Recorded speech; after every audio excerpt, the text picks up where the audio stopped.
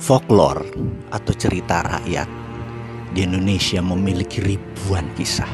Dan folklore atau cerita rakyat itu sangat penting. Di dunia mungkin dikenal cerita Romeo and Juliet di Eropa.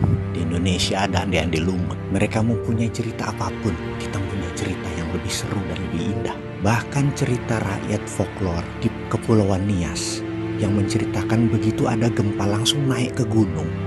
Setelah ratusan tahun dari mulut ke mulut cerita itu diceritakan. Hal inilah yang menyelamatkan waktu peristiwa tsunami di Aceh. Banyak korban sampai 200.000 warga Aceh. Tapi di Nias tidak terlalu banyak karena mereka sudah tahu cerita dari mulut ke mulut.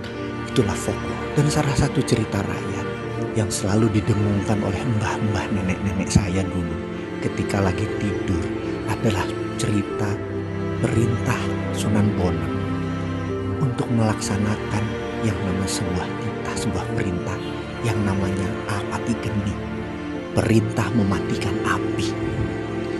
Sunan Bonang tahu budaya api adalah dekat dengan budaya metal, di mana membuat keris, membuat peralatan metal, semua menggunakan geni atau api atau dahono.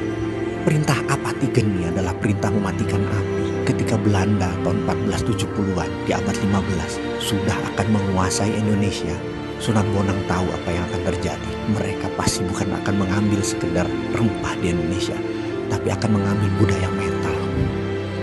Dan langsung diperintahkan perintah Apati Geni tersebut. Dan sejak saat itu, sudah 400 tahun lebih, budaya metal di Indonesia masuk ke dalam permukaan tanah.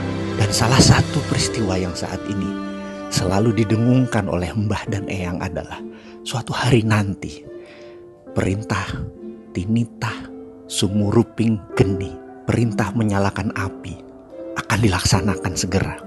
Dan ketahuilah para sahabat, kayaknya waktu itu adalah sekarang.